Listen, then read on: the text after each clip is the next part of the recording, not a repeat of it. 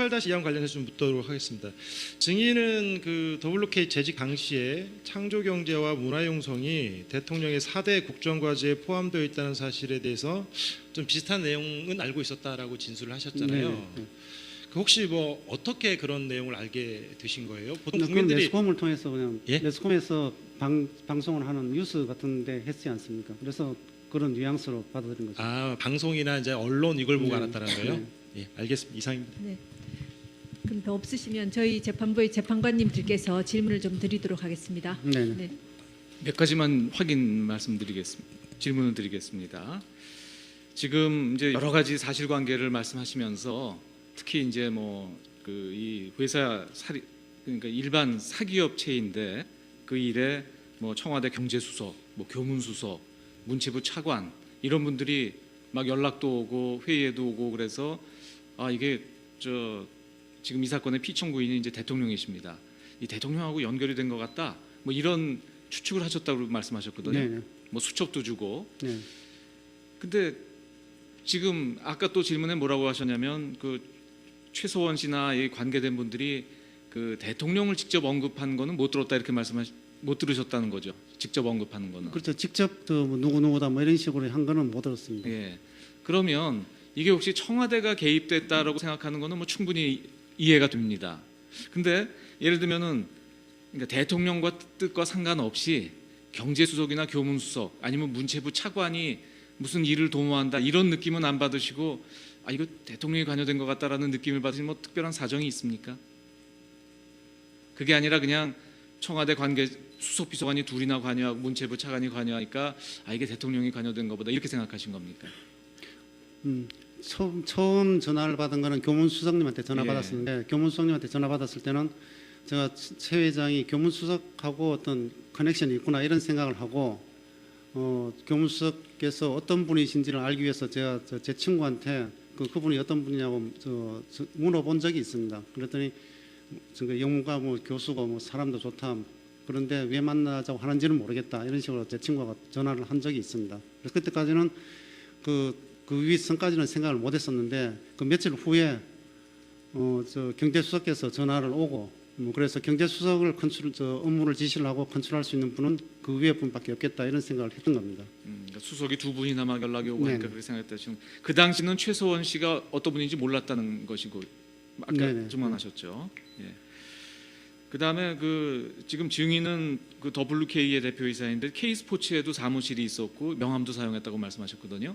네. 그 경위는 어떻게 됩니까? 왜 다른 그러니까 WK 대표이사가 왜 재단법인의 사무실도 있고 명함도 사용하신 겁니까? 그 명함도 최 회장이 파준 거고 파준데 처음 급여 500만 원 결정하면서 급여를 저도 이해가 잘 안 된 상황이었는데 350은 WK에서 받고 150은 K스포츠에서 받으라 이렇게 이야기를 하셨습니다. 그리고 사무실이 별도로 있었던 건 아니고요. 딴 사람이 사용하는 책상을 제가 갈 때 사용했는데 딱 일주일만 그랬습니다. 그러면서 그게 제 상식으로는 도저히 납득이 안 돼서 정사무총장님하고도 상의를 했고 그래서 이거는 급여를 K스포츠 재단에서 주는 건 안 된다. 그래서 그러면서 제가 그 일주일 이후에는 그걸 끊었습니다. 그리고 실제 급여는 WK에서 받고 그 내용도 최 회장한테 보고를 했었습니다. 실제로 받은 적은 없는데 실제는 가서 업무를 하거나 그런 건 전혀 없었고요. 아니 그러니까 이제 그 최소원 씨가 말하기를 K스포츠 명함도 주고 월급 중에 일부는 K스포츠로부터 받아라 이렇게 지시를 받았지만 실제로 받은 적은 없다는 그런 네네. 말씀이신 거죠? 예. 뭐 마지막 질문 전에 그냥 아주 이거는 사소한 거라 그냥 궁금해서 묻는데요. 기록을 보니까 이 WK가 처음 설립될 때는 대표이사가 최철로 돼 있었던 것 같습니다. 1월 12일 날 설립됐거든요.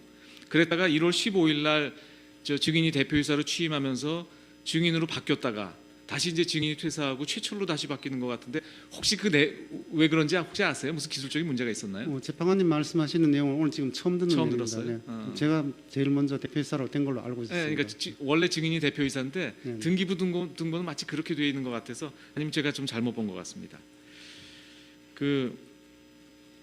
아까 지금 증언하시면서 퇴사 이유 중에 하나가 이게 사업이 비정상적이고 자칫하면 권력형 비리에 연루될 것 같다 이런 말씀을 하셨습니다. 네. 근데 지금 하는 사업 자체는 GKL의 무슨 결과적으로는 뭐 장애인 펜싱 팀이 설립됐고 포스코에 무슨 스포츠 관련 일을 하고 뭐 그 일만 놓고 보면 뭐 무슨 범죄와 같은 일은 아닌 것 같거든요. 근데 지금 증인이 야 이거 권력형 비리가 될 것 같다라고 느끼신 그 점을 간단히 좀 설명을 해봐 주십시오.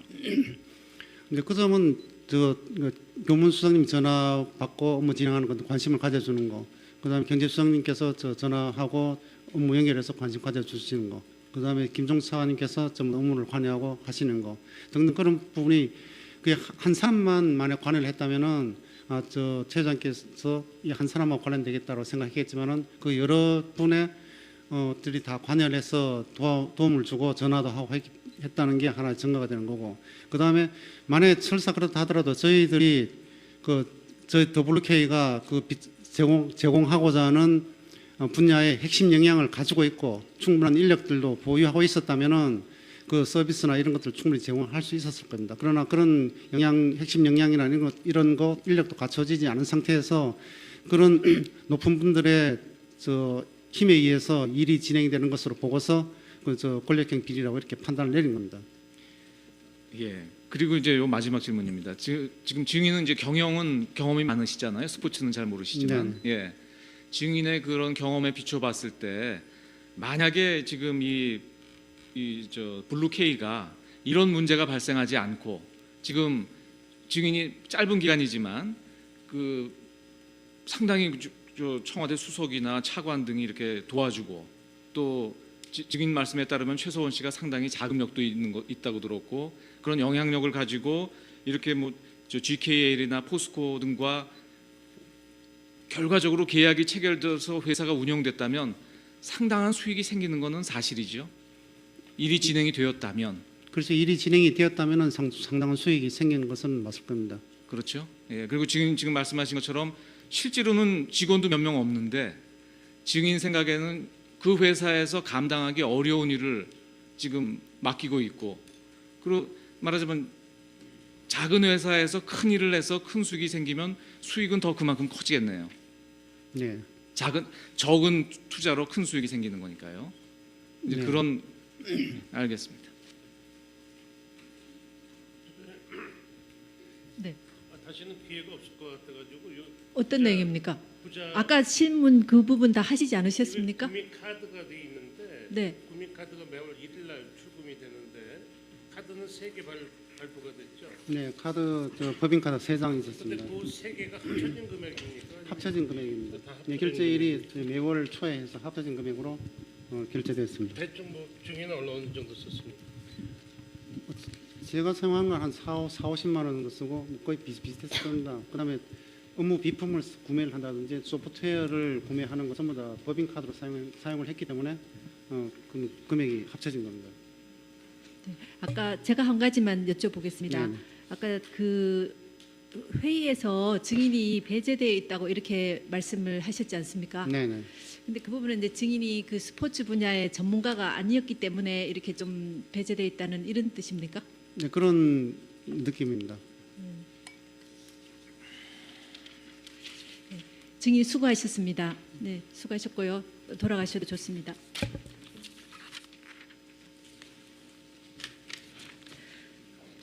오전 변론은 이것으로 마치겠습니다. 점심시간 동안 휴정한 후에 오후 2시부터 변론을 계속 진행하도록 하겠습니다.